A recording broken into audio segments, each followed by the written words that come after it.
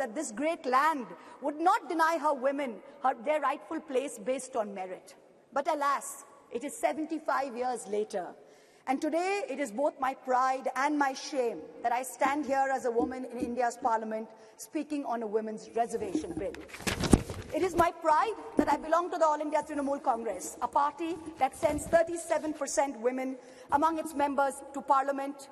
It is my chagrin that I belong to a Lok Sabha, a house of the people, that on aggregate has only 15% of its members as women, far below the global average of 26.5%, and also below the Asian regional average of 21%. As this government claps itself on its back for its rankings on various global stables, let it also hang its head in disgrace that this same India ranks 140 out of 196 countries in the Interparliamentary Union League tables on women's representation. Within women parliamentarians, Muslims and Dalits have been consistently underrepresented. From 1952 to 2004, only 8 Muslim women were elected to India's parliament, to the Lok Sabha, many of whom served multiple terms. In today's Lok Sabha, the 17th Lok Sabha, there are only 2 Muslim women members, both from West Bengal, both from the All India Trinamool Congress, I may add. The numbers for male and female turnout in the last general election were nearly the same, 66.7% and 66.8% respectively.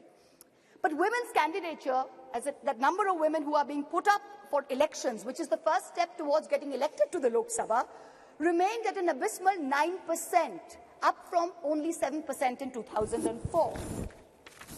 As we started our innings yesterday, our new innings in this newly constructed temple of democracy, our Honourable Prime Minister grandly proclaimed that it seemed he was ordained to perform many important tasks for this country, including this one. And then, with much fanfare, this government introduced this bill, claiming credit as usual for a groundbreaking move. But wait, what does this bill really say? Article 334 of the bill says, the reservation shall come into effect only after delimitation has been undertaken. Delimitation will only be undertaken after the relevant figures for the next census have been published. The rotation of seats for women shall take effect after each subsequent exercise of delimitation. So what does this mean? In true BJP's Goebbelsian doublespeak style, it means we don't know if and actually when we will actually have 33% of women sitting in the Lok Sabha. Because number one, the date of the next census is entirely indeterminate. Because of this, number two, the date of the next delimitation exercise is therefore doubly indeterminate. It is also controversial, as my esteemed colleague Kanimoji from the DMK spoke. She said, according to the data, we will have an increase of 0% in the number of seats for Kerala, 26% for Tamil Nadu, but a whopping 26%, a 79% increase for both Madhya Pradesh and Uttar Pradesh. So women's reservation is dependent on 2 totally indeterminate dates. Can there be a greater jumla?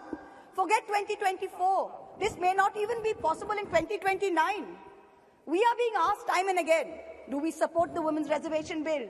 Trinamool Congress is bill ko support karega ya nahi? BJP's liaison members are reaching out to us, calling us, asking us to support this bill wholeheartedly. No ifs, no buts, pura support, please kijiye.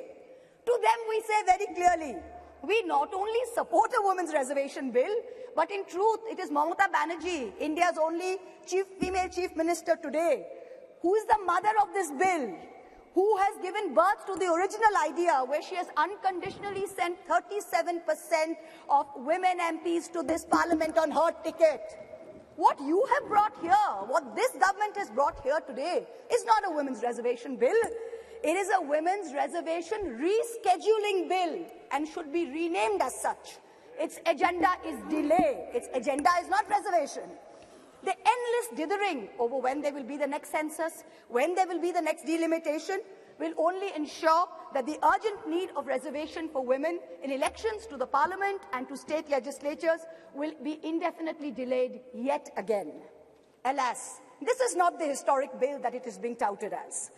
It is a sham.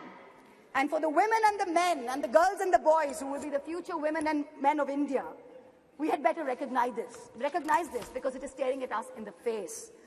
And I also hope that a sufficient number of amongst us, the current members of parliament, also recognize this bill for what it is, which is a sham.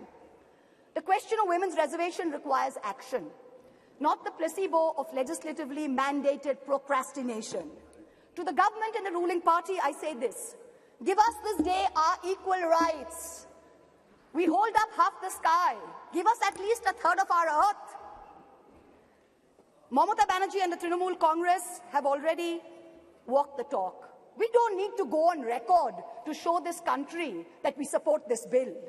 We have already sent more MPs than what this bill even envisions. It is you, this government, this ruling dispensation that needs to go on record. You need to support us, not the other way around. You need to send more than 33% MPs to this parliament. When this government wanted to protect cows, and I support the move, make no mistake, you did not wait to count the number of cows. You did not wait to see whether the cow was a Jersey or a Gir or a Sahiwal. You just went and built the cow shelters. Are we women any less that we have to wait while you count numbers and you draw lines? We don't need any more vandans. We don't need any more vandanas. Thank you very much. What we need is direct action. Honorable Prime Minister, this is your moment to really show us all कि मोदी है तो मुमकिन है. Implement the reservation bill immediately based on today's voters list. Send 33% women to parliament. Send 33% women to parliament in 2024 from the BJP the way our party has done. Support us unreservedly. In conclusion, I can only echo the poet Rihanna Ruhi's words. दिल के बहलाने का सामान ना समझा जाए, हमको अब इतना भी आसान ना समझा जाए. हम भी लोगों की तरह जीने का हक मांगते हैं, इसको बगावत का ऐलान ना समझा जाए. Thank you very much. Thank you. Shrimati Rani ji.